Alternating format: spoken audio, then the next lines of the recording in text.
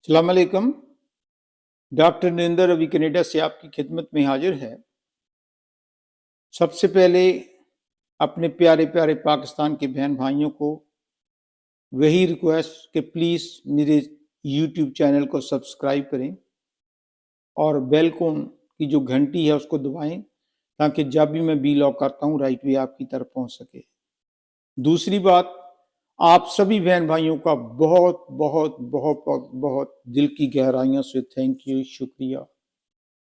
जो लोग मुझे कमेंट्स खाली उर्दू में करते हैं उनको मैं बताना चाहता हूँ कि उर्दू मुझे आती नहीं, आप काइंडली इंग्लिश में भी मेरे कमेंट्स करें, अच्छे करें बुरे करें, लेकिन इतने ज़्यादा अच्छे होते हैं, मुझे मुझे इतना हौसला मिलता है, इसलिए मैं कंटिन्यूसली विदाउट इंटरप्ट, हालांकि मैं बिजी आदमी हूँ, फिर भी मैं जो है पाकिस्तान की अवाम के बारे में कहना चाहता हूँ, क्योंकि ये एक्चुअल हम लोग सोचते हैं हमारी लेवल इतना है कि हम पाकिस्तानी हैं, वो कहते हैं हम भारतीय हैं, वो कहते हैं मैं सरदार हूँ, वो कहते हैं मैं इजराइल वाला हूँ, वो कहता है मैं कनेडियन हूँ। कोई कुछ नहीं है।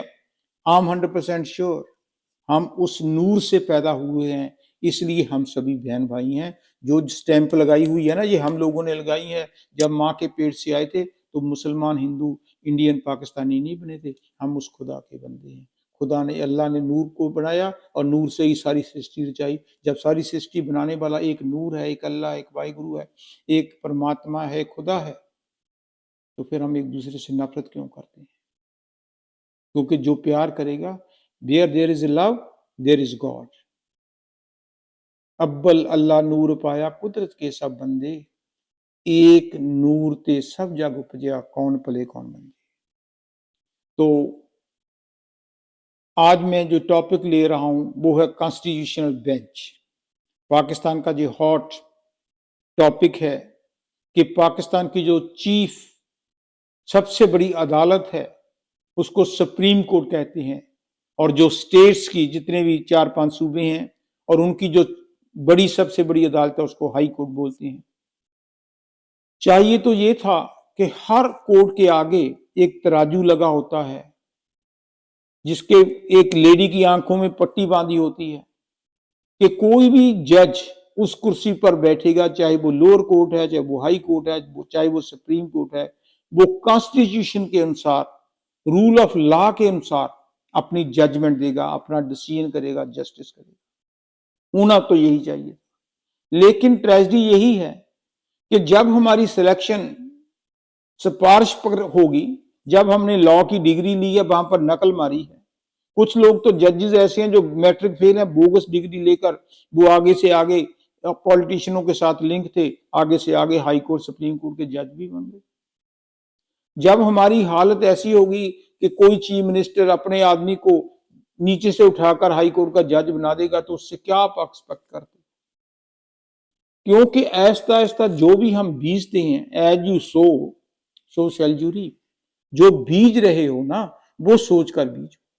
अगर इंसाफ घर में हेरा फेरी के पैसे आते हैं, अनएथिकल चीजें आती हैं, अब्बू जी मुजरा देख कर आते हैं, तो आप बच्चों से कैसे एक्सपेक्ट करोगे कि वो मदरा नहीं पियेंगे, तो वो वहां पर नाच गाने नहीं देखेंगे?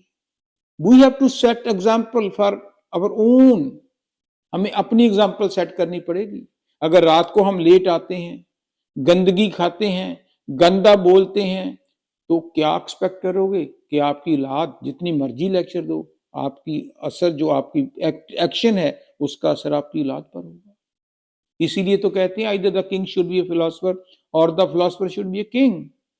कि राजा दूर अंदेशी होना चाहिए, राजा वैसा होना चाहिए जो अपनी आवाम को अपनी औलाद समझे। लेकिन बातों में कहते हैं, लेकिन दुनिया में ऐसा तो मुझे आज तक कोई राजा नहीं मिला। आज तक का मतलब पिछले 10-15 सालों से।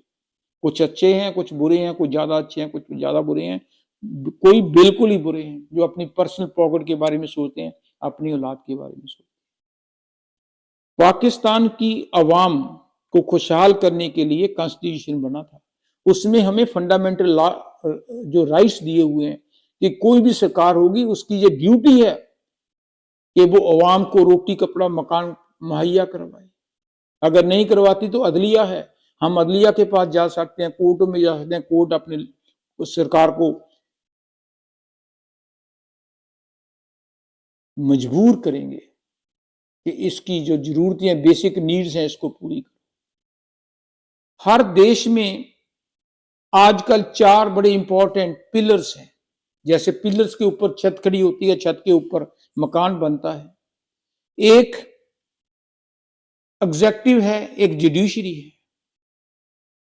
एग्जेक्टिव का काम सरकार है, कानून बनानी है, लॉज बनाने हैं, क्योंकि वो जहां डेमोक्रेसी होती है वो अवाम से चुनकर आते हैं और फिर वो अवाम के लिए नए कानून बनाते हैं और वो कानून कहीं गलत ना बना लें, या कोई मिस इंटरप्रिटेशन ना हो जाए, या कोई डिस्प्यूट हो जाए किसी लोगों के बीच में, किसी सरकार के बीच में, तो वो अदलिया के पास जाते हैं और अदलिया उसका फैसला करती है, जुडिशरी होती है। एक ब्यूरोक्रेसी होती है, जो जुडिशरी फैसला करती है उसको इम्प्लीमेंट कौन करेगा? जजेस के पास तो डंडा नहीं है, वो ब्यूरोक्रेट्स कराते हैं, सरकार करवाती है।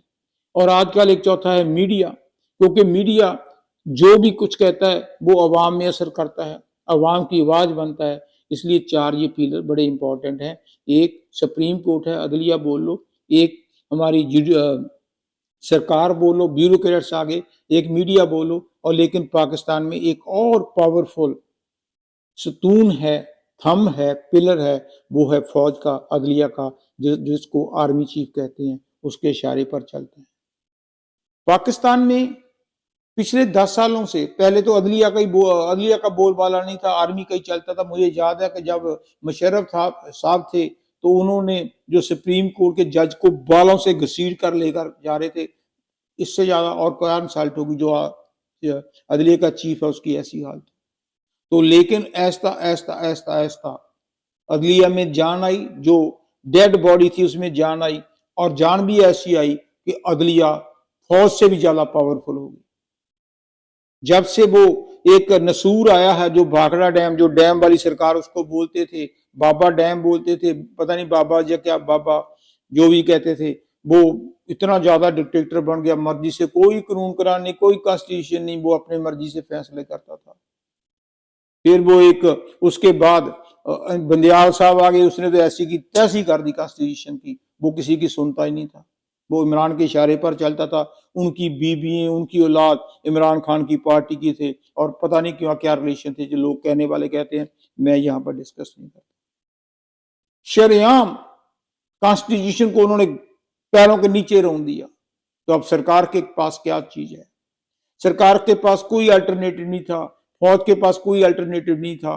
तो अब उनको पता था कि ये जो अदलिया है ये बिल्कुल स्टैंड कर गया। वो 6 इलाहाबाद हाई कोर्ट के जज, वो भी अपनी मर्जी से बोल रहे हैं, जो कुछ है अपनी मंजी के पीछे सोटा नहीं फेरते कि हम कैसे आए हैं, कैसे नकलें मारी हैं, कैसे डुअल सिटीजन है, लेकिन इकट्ठे हुए हैं, ग्रुप बना लिया उन्होंने, लॉबी बना ली। तब सरकार के पास कोई अल्टरनेटिव नहीं था। उन्होंने सोचा कि ऐसे तो सिस्टम चलेगा ही नहीं। सरकार ने अपना जो मसल्स है उसको दिखाने शुरू किए, और 26th अमेंडमेंट लाकर कॉन्स्टिट्यूशन बेंच बनाया, फजलुर रहमान की हेल्प ली, फौज की हेल्प ली। जब बेंच बन गया तो अब जजेस की तादाद भी बढ़ गई, तो उन्होंने डिसाइड कर लिया भी कौन, जो एक जज हैं, जो सुप्रीम कोर्ट के जज भी हैं, एक कॉन्स्टिट्यूशन बेंच के जज बन गए फैसले करने के लिए। अब जितने भी पॉलिटिकल केसेस होंगे वो ही सुनेंगे, और उसमें मेजॉरिटी सरकार की है। तो अब जो इमरान खान की पार्टी डिक्टेटर बन गई थी, मर्जी के फैसले करती थी, अब नहीं करेगी। हालांकि बनाने की कोई जरूरत नहीं, अगर हर आदमी अपने राइट पाथ पर चले तो कोई जरूरत नहीं। कनाडा में कितनी दिन में लाखों गाड़ियां चलती हैं, हर आदमी 99% लोग जब रेड लाइट हो जाती है तो रुकते हैं, तो ग्रीन लाइट में चले जाते हैं। अगर फाउल गेम खेलें, जैसे मुझे तो इंडिया का याद है, दिल्ली में जब रेड लाइट होती थी कार चलाते ही रहते थे, रोकते ही नहीं थे, क्योंकि नोबडी केयर्स। अगर पुलिस वाले पकड़ लेंगे, $10-20 डालो, 100-200 रुपया डालो, निकल जाओ।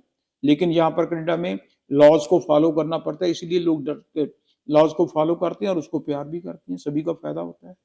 हम थिएटर में जाते हैं, पाकिस्तान में जाएं या इंडिया में जाएं, पाकिस्तान के लिए सॉरी, मेरे ख्याल वही हाल होगा, क्योंकि हम आए तो वहीं से ही हैं। तो वो आगे से आगे निकलने की कोशिश करते हैं, कोई भी लाइन में नहीं लगता, इसलिए लड़ाई झगड़ा हो जाता है। जहां पर कितनी बड़ी लंबी लाइनें हो, चाहे प्राइम मिनिस्टर है, चाहे MP है, चाहे कोई मिनिस्टर है, चाहे कोई मेयर है, वो सभी लाइन में लगेगा। हम डॉक्टर, हमारा मेडिकल सेंटर है, अगर मैं भी दिखाने जाऊं तो मुझे भी लाइन में लगकर अपने बच्चों को दिखाना पड़ता है। हाँ ठीक है, हम घर में दिखा सकते हैं, लेकिन लॉ को फॉलो करते हैं।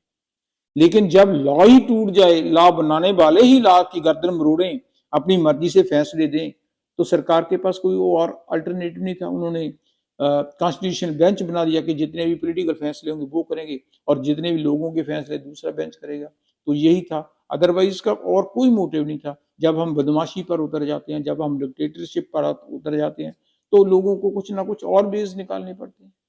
बस वही दूसरा रास्ता निकाला सरकार ने कि अब कॉन्स्टिट्यूशनल अमेंडमेंट की और उसमें सुप्रीम कोर्ट के दो हिस्से कर दिए, एक वो जो पॉलिटिकल केसेस सुनेगा और दूसरा अवाम के केस सुनेगा। इससे हो सकता है और होपफुली डिक्टेटरशिप टूट जाए और अवाम के फायदे के लिए कुछ ना कुछ काम हो, सरकार को तंग ना करें। अदलिया का काम है जस्टिस देना, तो हो सकता है वो दोनों तरफ से जस्टिस दें, जिसके कारण अवाम भी खुश होगी, पाकिस्तान का फ्यूचर भी ब्राइट होगा।